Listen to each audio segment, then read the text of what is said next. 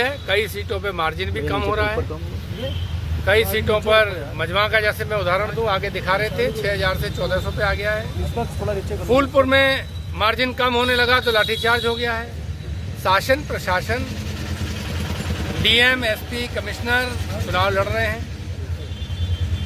बूथों पे दरोगा लड़ रहे थे, अब काउंटिंग सेंटर के अंदर कमिश्नर, डीएम, एसपी लड़ रहे हैं। जनता कार्यकर्ता लड़ रहे हैं हमारे।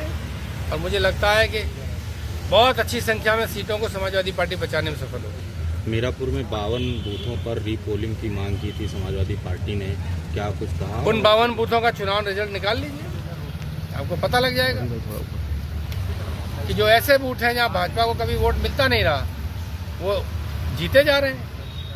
कटेरी में मार्जिन कम हुआ तो डीएमएस कमिश्नर साहब और आईजी साहब आके बैठ गए। आपके कुनरकी में जहां दो उम्मीदवार जब बराबर लड़ते थे सपा बसपा के, उस समय भी भाजपा नहीं जीत पाती थी।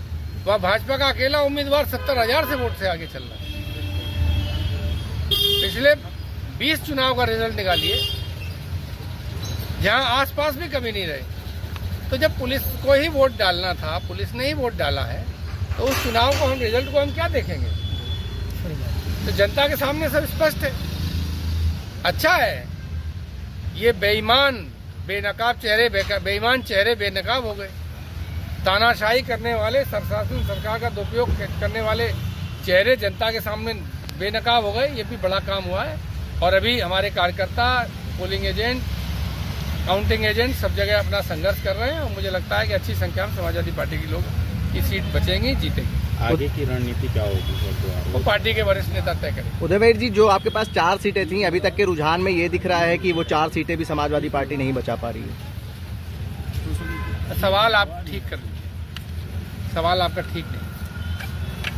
3 सीटों पर जिस तरह से लगातार सवाल आपका ठीक नहीं है। जिस तरह से आप लोग लगातार सवाल उठाए थे इस चुनाव, जब मतदान हो रहा था उस दौरान, उसके बाद अब जो नतीजे आ रहे हैं उसको लेकर क्या कुछ करेंगे? आगे की रणनीति क्या? तो वही बात बार बार इतनी देर से वही तो कह रहे हैं कि संघर्ष कर रही है जनता और कार्यकर्ता, और करेंगे।